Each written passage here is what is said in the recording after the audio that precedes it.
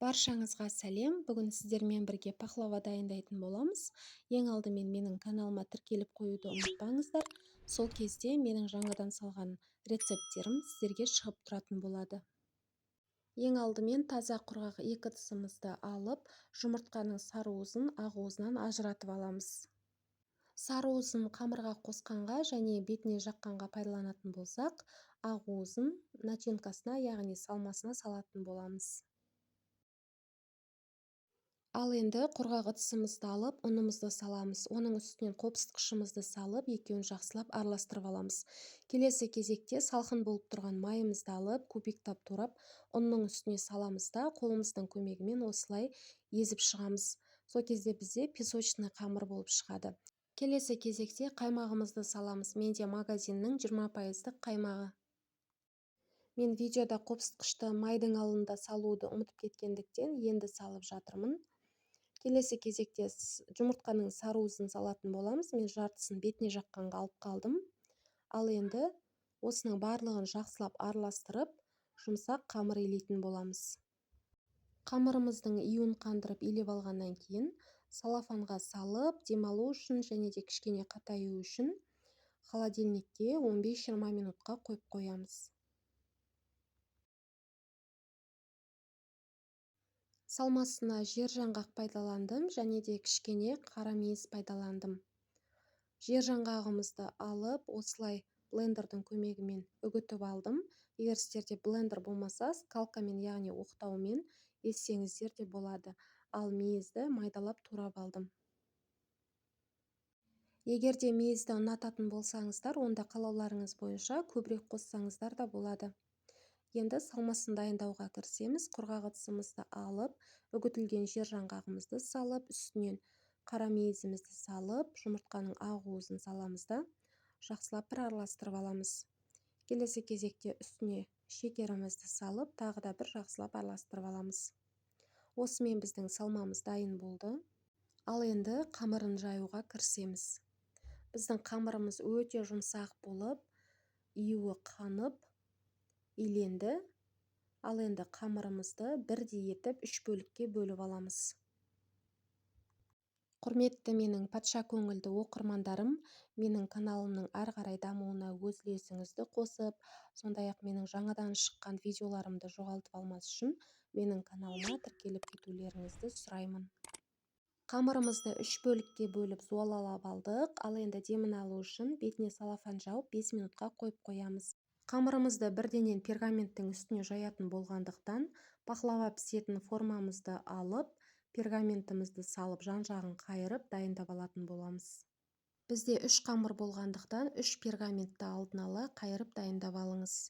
Ал енді пергаментімізді столдың үстіне қоямыз да, үстіне жұқалап ұнымызды сеуіп, қамырымызды пергаменттің үстінен жаятын боламыз.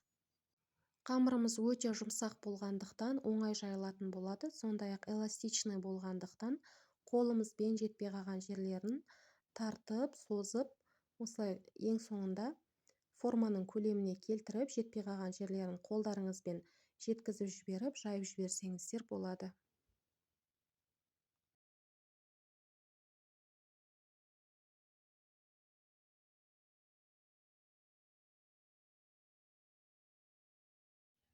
Қамырымызды жайып дайындап алғаннан кейін пешке салып пісіретін табағымыздың ішіне орналастырып аламыз да, ішіне салмамызды саламыз.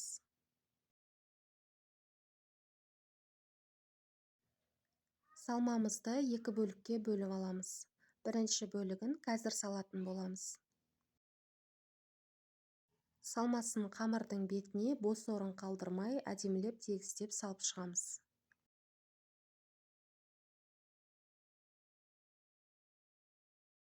Салмасын қамырдың бетіне төсеп алғаннан кейін, дәл жаңағыдай қамырды пергаменттің үстіне жайып аламыз да, осылай салманың бетін жауып, екінші қабатымызды төсейміз. Қамырдың сәл жетпей қалған жерін қолымыздың көмегімен тартып, осылай жауып жібереміз. Ал енді қалған салмамыздың барлығын осы екінші қабатына салатын боламыз. Оны да тегістеп, бос орын қалдырмай, барлық жеріне жеткізіп, орналастырып аламыз. Ал енді соңғы қамырымызды пергаменттің үстіне жайып аламыз да пахлавамыздың бетін жабамыз. Жан-жағына жетпей қалған қамырды тартып жеткізіп, пахлавамыздың бетін дұрыстап аламыз да пышақтың көмегімен бетін шұқалап кесіп шығамыз. Соңына дейін тілудің қажеті жоқ, бетіне сызып шықсаңыздар жеткілікті болады. Мен пахлаваның бетін ромбик етіп сызып шықтым, 4 бұрышты қылып сызсаңыздар да болады. Ал енді бетіне жаққанға жұмыртқаның сарысы мен сүт екеуін араластырып, біздің пахлавамыздың қанық сап-сары әдемі болып шығу үшін бетіне жағып шықтым. Ал енді жаңғақтарыңызды бетіне орналастырып аласыздар. Менің жаңғақтарымның көбісі бүтін болмағандықтан, екі осылай бөлінген жаңғақты қатар қойып, бүтін жаңғақ сияқты орналастырып шықтым. Пахлавамыз піскеннен кейін сызықтың үстінен бастырып, пышақты соңына дейін кіргізіп, кесіп шығатын боламыз. Қазір бетіне бал жаққан кезде арасына сіңіп кіру үшін осылай кесіп жатырмыз.